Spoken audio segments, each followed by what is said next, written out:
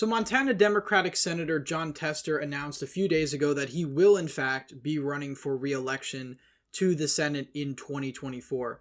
Now this is a pretty big deal considering the fact that the Democrats need to hold on to Tester's seat if they have any hope of retaining control of the Senate, and even as it stands currently, Republicans are favored to take back the Senate in 2024 purely because they only need to flip 2 states in order to do so. West Virginia, which is very likely to be a flip for the Republicans, and the only reason I have that as likely red and not safe red is purely because we don't know who the Republican nominee is going to be yet. But if it is current Governor Jim Justice, then I think it's very likely that the current Republican governor will beat Joe Manchin if he decides to stand for re-election by a safe margin. But nonetheless, this is where the map currently stands, in my opinion. Republicans flipping Ohio and West Virginia, and Montana being the state we're going to talk about today. So we're going to take a look at Jon Tester's chances. We're going to look at the state of Montana as a whole and give a brief outlook very early on what the Senate race in Montana could end up looking like and the dynamics at play there. But of course, before we begin, if you're new to the channel, please consider subscribing down below and liking this video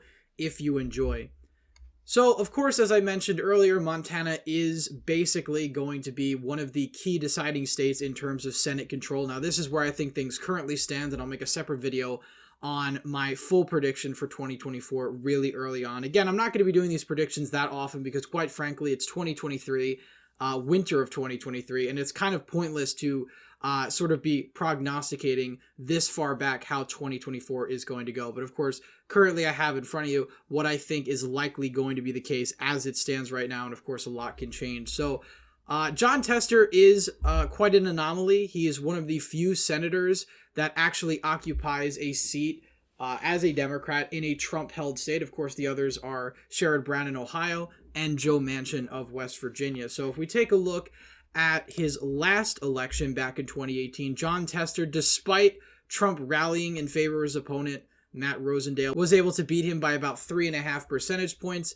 And, you know, Jon Tester is a really tough guy to beat, obviously. I mean, in all of his elections, 2006, 2012, and 2018, he's had very close margins purely because Montana is a very red state federally, but he's always managed to hang on by just a couple of points. And I think one of the main reasons for that is his authenticity. You know, Montana is a very rural state. It's a very agrarian state, so farming is a huge part of the economy, and Jon Tester is a farmer in the state of Montana. So when somebody like Matt Rosendale or other opponents that Jon Tester has try to paint him as this out-of-touch, coastal liberal, the attacks really don't land simply because Jon Tester does not live on the coast. He lives in Montana, and he's a farmer, and he sort of has the optics of sort of the old-fashioned working-class Democrats that Montana used to frequently elect on the statewide level. So, you know, in 2018, obviously, Tester was able to win despite, again, Trump's help with his opponent.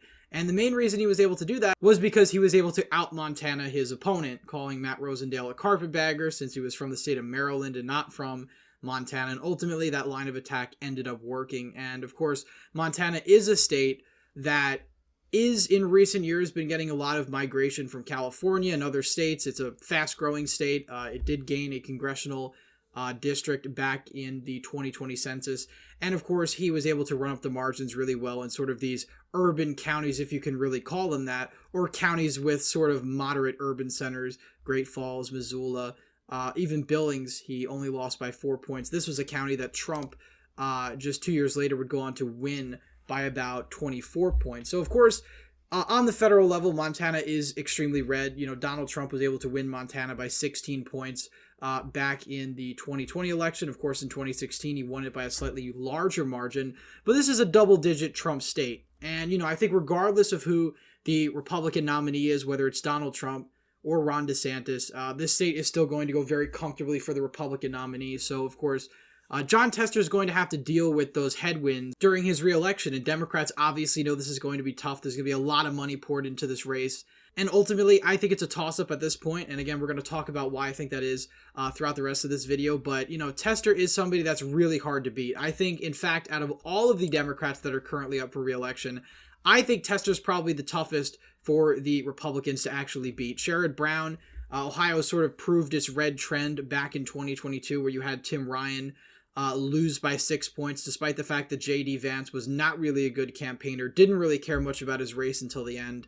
And ultimately, he still ended up losing by 6 points. And of course, West Virginia, I think many people sort of give this as the give and flip in 2024. Back in 2018, Joe Manchin only won re-election by a little over 3 percentage points. He massively underperformed his polls. And this is something that I think is going to hurt him this time around, especially since he voted to impeach Donald Trump twice and has done a number of other things, siding with Biden on key pieces of legislation that have really angered a lot of the Trump base in West Virginia, a lot of which voted for him back in 2018. But going back to Montana, even back in 2012, Romney won the state of Montana by a very comfortable margin, double digits, and yet Jon Tester was still able to win re-election by about 4 percentage points. So he's a very resilient candidate. Again, we're going back to 2012. Even in 2018, there was much more bipartisanship on some of these more lower level offices below the presidency.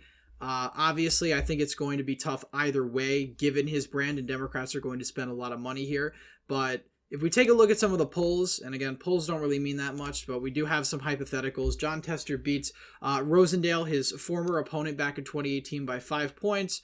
Ryan Zinke by about 6, and ties with current governor of Montana, Greg Gianforte. So again, super early. You could argue this is a bad sign for Tester, given the fact that he is an incumbent polling at under 50%, but this is just one polling firm. It's a Republican polling firm. So take it with a really tiny grain of salt. I mean, especially after the 2022 midterms, polls really should be taken with a very small grain of salt. Now, I will say that Ryan Zinke would be a very weak candidate to run on the Republican side. He barely won his election in 2022 in a district that was a pretty red district. I think it was a Trump plus 10 district or a Trump plus 8. He only ended up winning by 4 points. He's a little bit off the wall sometimes. So I don't really think he's the best candidate for Republicans. Rosendale, same thing. I really don't think Rosendale, being the loser in 2018, should run again. I think the current Attorney General of Montana, Austin Knudsen, is probably the best candidate, considering that he has won statewide office before. He's a former Speaker of the Montana House of Representatives, and he has a record to run on, and these two other candidates are either underperformers or have lost in the past. And of course, Gianforte, I think, would also be a pretty strong candidate since he is the current governor for Republicans. The thing about 2024 and the Senate map that Democrats are going to be having to deal with is that they're going to be on the defense in a lot of these states. They have to defend Democrats in Arizona. I'm putting Kyrsten Sinema as the Democrat for now, but I think this leans in favor of the Democrat in general, whether it's Gallego or whoever. So they have to hold on to a lot of seats. Jackie Rosen has to hold on in Nevada for Democrats. And again, even if they do, they're still at 49 seats for the Senate, even if they win Montana. Let's say they win Montana narrowly. Ohio goes red. West Virginia goes red. Really, they need to win Ohio to get the Senate to 50-50, with Joe Manchin basically being a sure candidate to lose in this situation. But taking those out of the equation, this is a really tough map for Democrats. They have an open seat in Michigan, which is probably going to be a bit more competitive than it would have been if Debbie Stabenow was running for re-election. You've got Wisconsin, where Tammy Baldwin is running for re-election. She's going to be on the defense. Democrats are pretty locked up in Pennsylvania with Bob Casey. He's a very strong incumbent. Unless there's some unforeseen events regarding the politics of that state or the presidential election, he's going to hold on pretty comfortably. And of course, in Virginia, regardless of what some people say about the state, given Youngkin's victory, I think Tim Kaine, as of right now, will probably win pretty comfortably. So Democrats still have to defend these seats.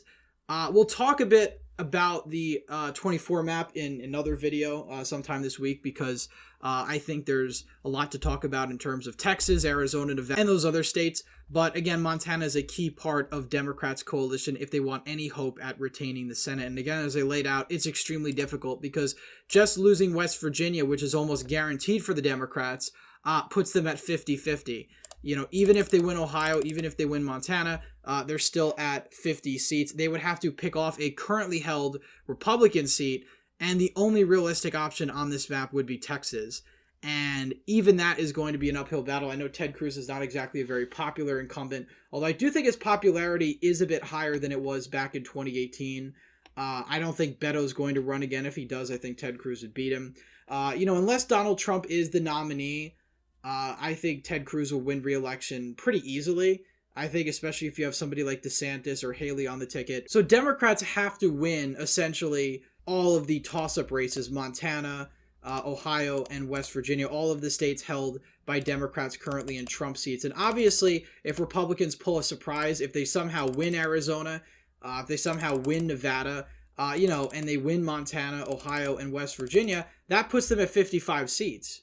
So Democrats are at a huge disadvantage with this map, and Montana being a state as red as it is in a more partisan climate that we currently have, it spells a lot of trouble for the Democratic Party going into 2024 in terms of the Senate. The presidency is a different beast. We'll talk about that in plenty of videos, but in terms of the Senate in Montana right now, I rate it as a toss-up. I think this really could go either way. I think Jon Tester is somebody that should not be underestimated by Republicans. He's been able to win very close elections in the past, but you also have to consider the fact that our country continues to get more polarized and partisan in these other federal races, and I think that could be Jon Tester's undoing, especially since Jon Tester is not a moderate Democrat. He votes just in line with the Democratic Party. He's not a Joe Manchin or a Kyrsten Sinema, and that's something a competent Republican opponent could exploit.